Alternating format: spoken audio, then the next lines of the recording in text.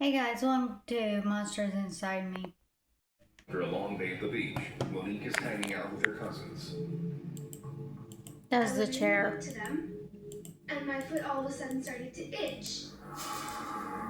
Apparently I this just kind of brushed it off and I scratched geogussr, it, and then I not kept on going. progressor. I thought that it was just a regular mosquito bite.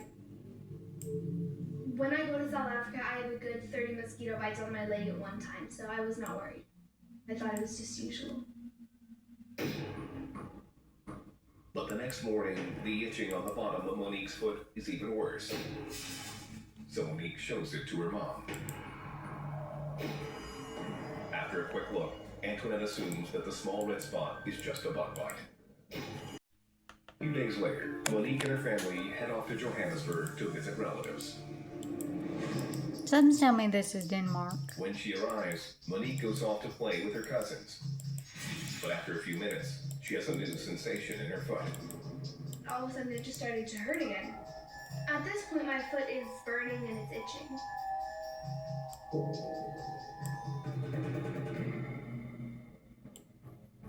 Monique asks her parents to take a look at her foot, and right away, they notice that the small red spot has grown to a raised red dot. The red dot on the bottom of Monique's foot was odd to me. It was swollen and it was red in color, and it looked like it was infected a little bit. In fact, the medical team is not concerned at all.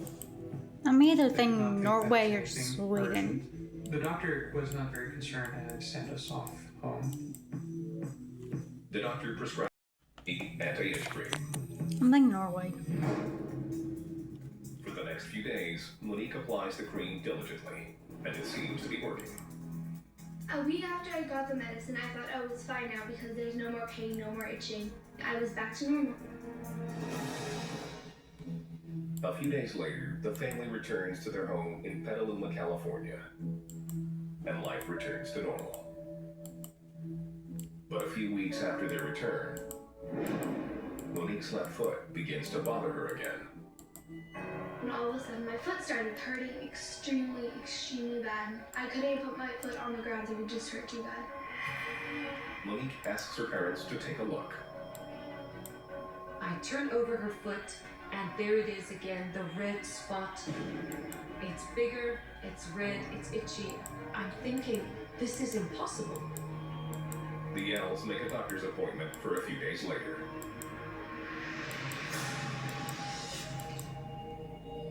But the next morning, Monique is inspecting her foot when she notices something strange. As I'm looking at my foot, I actually see something move. At that point, it's just really scary. I called my mom over and she looked at it and she said, oh my gosh. It's cutaneous myiasis. Turns with a diagnosis. The doctors believe Monique has cutaneous myiasis. Cutaneous myiasis is a condition that occurs when fly larvae, or maggots, enter the body and start devouring human flesh. When a fly deposit takes directly into the human body, that's called myiasis. Myiasis can occur almost anywhere on the body, from an open wound on the skin to the ears or the eyes, anywhere a fly lays its eggs. It was unbelievable.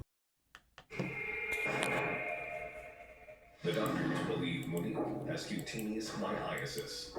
Cutaneous myiasis is a condition that occurs when fly larvae, or maggots, enter the body and start devouring human flesh. When a fly deposit takes directly into the human body, that's called myiasis. Myiasis can occur almost anywhere on the body, from an open wound on the skin to the ears or the eyes, anywhere a fly lays its eggs. That's where I'm from. It was unbelievable. It's hard for me to think about How's a that? parasite living in my daughter's foot. Once inside the body, a maggot feeds on the surrounding tissue and begins to grow. I'm talking about the Tennessee part. But in order to continue growing and find more nourishment, the maggot must burrow further and further into And the you flesh. look like Tennessee. And as the maggot feeds, the body's immune system responds, creating massive inflammation, which can result in swelling and intense pain. maggot moves its way through the flesh trying to get out, it destroys tissue as it goes. And that can mean serious trouble for the host. If left unchecked, maggots will feed on any type of flesh. Invasive maggots have been known to gore skin, destroy eyeballs, and even feed on the brain. But how did the maggot get inside Monique's foot? Why do you say There are man? many types of cutaneous myiasis, depending Look on like the species Tennessee. of fly. The only way for the doctors to know exactly which type of fly larvae it is would be to cut into Monique's foot and extract the maggot. It was horrifying. I'm thinking my 6-year-old daughter has a parasite that can do a lot of damage. But extracting the parasite could lead to a serious infection in such a young patient. Instead of cutting into Monique's foot to remove the larvae and risking infection, the doctors administer albendazole, a powerful antiparasitic drug that will kill the maggot. That's better. Finally, after nearly 1 month of monitoring her condition, Monique's doctor confirms that the larvae inside Monique is dead. Today, Monique is a healthy, happy 12-year-old. She has a purple belt in karate and is fascinated by parasites. Monique is as healthy as can be. She's doing really well. I think that this makes me kind of special because I'm one in millions of people who had a worm inside them.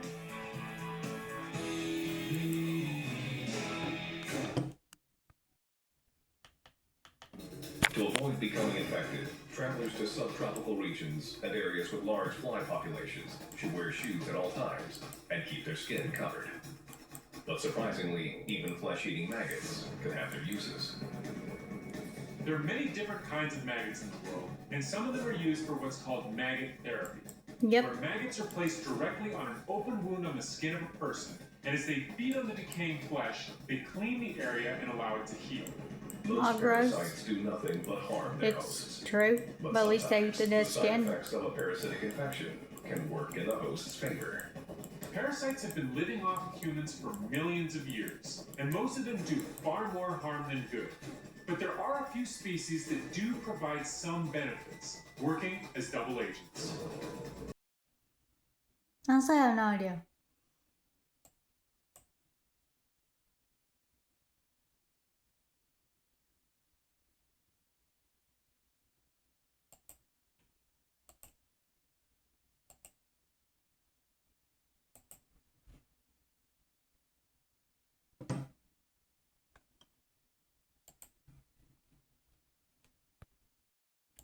Judging from the plants and the way it looks, I'm guessing Georgia. Because they may be peach trees as soon as I find Georgia on the map.